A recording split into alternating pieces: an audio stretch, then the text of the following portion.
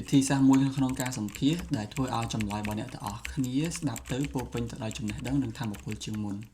សួស្តីអ្នកទាំងអស់គ្នាខ្ញុំបុយជានិស្សិតអាហារូបករណ៍នៅប្រទេសកូរ៉េថ្ងៃនេះខ្ញុំនឹងមកចែករំលែកអ្នកទាំងអស់គ្នាអំពីវិធីសាស្ត្រក្នុងការឆ្លើយសំណួរមួយដែលមានឈ្មោះថា Star Approach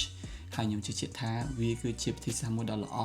សម្រាប់ឲ្យអ្នកទាំងអស់គ្នាប្រើប្រាស់ក្នុងការឆ្លើយសំណួរទៅលើការសម្ភាសឬក៏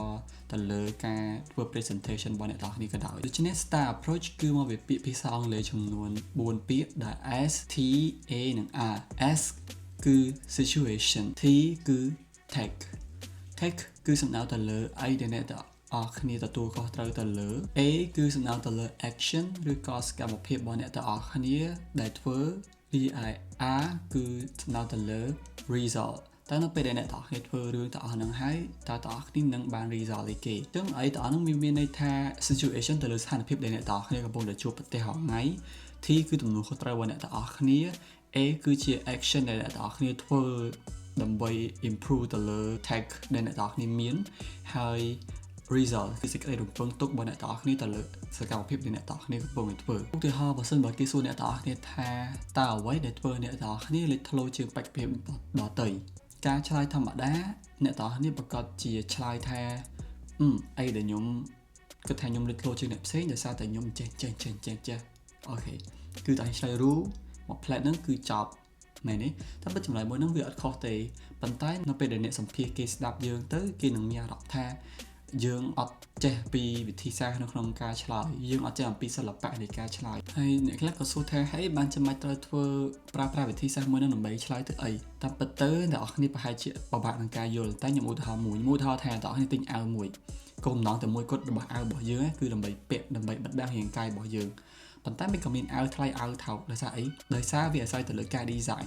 អាវនេះក៏ដូចគ្នាអាវនោះក៏ដូចគ្នាប៉ុន្តែអាវមួយនោះគេ design ស្អាតអញ្ចឹងយើងសួរថាតើមួយណាថ្លៃជាងមួយណាដែលទទួលបានការចាប់អារម្មណ៍ជាងវាប្រកាសជាអាវដែលមានការ design ស្អាតហើយត្រូវអត់អញ្ចឹងការឆ្លើយសំណួររបស់អ្នកទាំងអស់គ្នាដូចគ្នាសំណួរចម្លើយមួយហ្នឹងគឺគេចង់បានចម្លើយតែមួយដូចតែគ្នាទេបើយើងឆ្លើយបែប Star Approach ឬក៏ឆ្លើយបែបធម្មតាក៏ចម្លើយវាចេញតែមួយដែរត្រូវអត់អត្ថន័យរួមតែមួយដែលគេទទួលបានគឺតែមួយទេគឺចំណុចខ្លាំងរបស់យើងជាងអ្នកផ្សេងប៉ុន្តែវាដូចអាវមិនអញ្ចឹងទេកាលណាយើងមានការ design ក្នុងការឆ្លើយសំណួររបស់យើងវាធ្វើឲ្យអ្នកស្ដាប់គេមានអារម្មណ៍ថាគេចាប់អារម្មណ៍ជាងមុនអញ្ចឹងបន្ទុករបស់គេក៏ទទួលបានជាងមុនដូចគ្នានៅពេលដែលអ្នកសម្ភាសដាក់បន្ទុកឲ្យយើងគឺពួកគាត់ដាក់បន្ទុកទៅលើអារម្មណ៍របស់ពួកគាត់ដូចគ្នាអ្នកណាគេម្នាក់ដែលឆ្លើយដែលធ្វើឲ្យគាត់មានអារម្មណ៍ល្អជាងអ្នកណាគេម្នាក់អាហ្នឹងក៏សំខាន់អញ្ចឹងខ្ញុំនឹងសាកល្បងឆ្លើយសំណួរនេះគឺថាតើអ្វីដែលធ្វើឲ្យអ្នកលេចធ្លោជាងបេក្ខភាពដទៃអ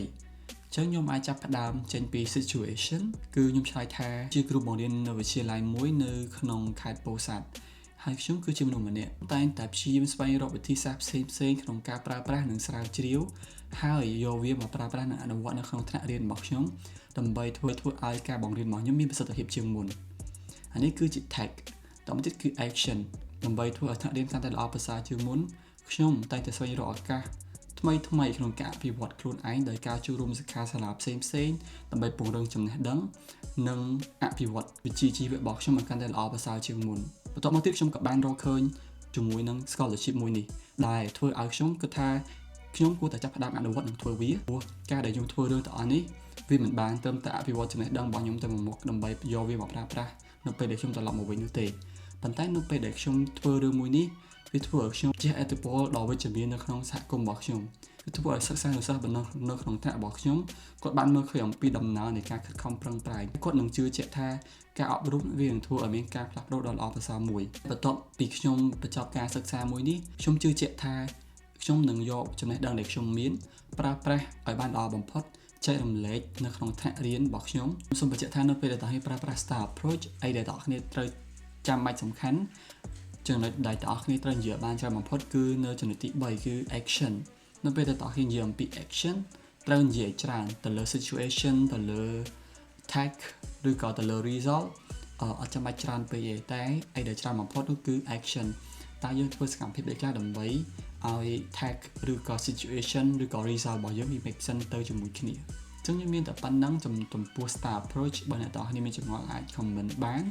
ហើយមានអីឆ្លើយសួរបានជួបគ្នាវីដេអូក្រោយតោះនេះកុំភ្លេចជួយ follow ខ្ញុំមួយផងដើម្បីខ្ញុំបាន 20k follower មុនឆ្នាំ2026ត្រូវបានបញ្ចប់បាយបាយ